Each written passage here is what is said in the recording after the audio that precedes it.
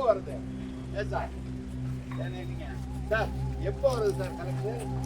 எத்தனை மணிக்கு வந்து கரெக்ட் வரல சார் வந்தாங்க.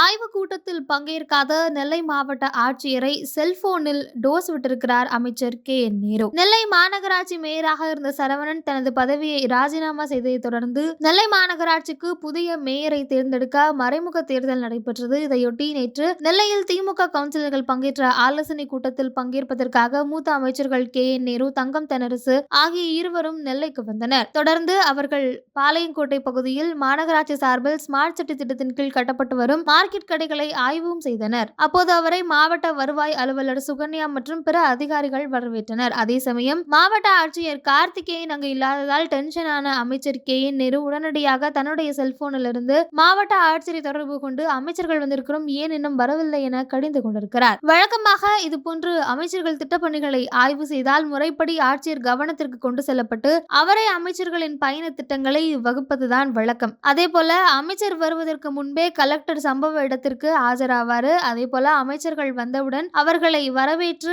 ஆய்வு பணிக்கு கூட்டிட்டு போவாங்க. ஆனா இந்த ஆய்வு பணி திடீர்னு ஏற்பாடு செய்யப்பட்டது அப்படின்னு சொல்லப்படுது. அதே போல ஆளுங்கட்சியான திமுகவின் கட்சி பிரச்சனையால மாநகராட்சி மேயராக இருந்த சரவணன் தன்னுடைய பதவியை ராஜினாமா செய்திருந்தாரு. மீண்டும் மேயராக யாரை தேர்ந்தெடுப்பது அப்படிங்கறத உறுதி செய்வதில் திமுகவுக்கு தொடர்ந்து குழப்பம் நீடித்திருந்ததாக சொல்லப்படுகிறது.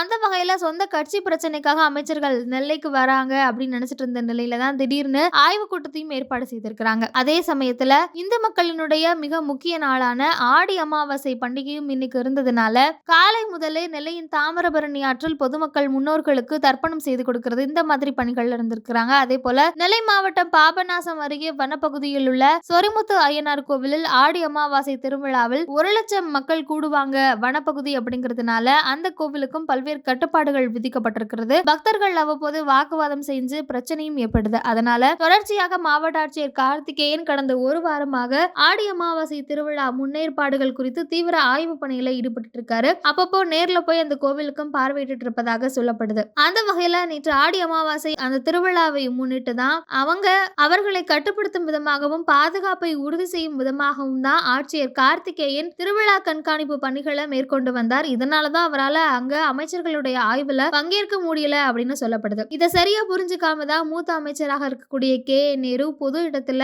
பிரஸ் 4 பேர் முன்னாடி ஒரு IAS அதிகாரிய செல்போன்ல திட்டி இருக்கக்கூடிய சம்பவம் சக அதிகாரிகள் மற்றும் அரசியல் வட்டாரத்துல ரொம்ப பெரிய அதிர்ச்சியை ஏற்படுத்தி இருக்கு.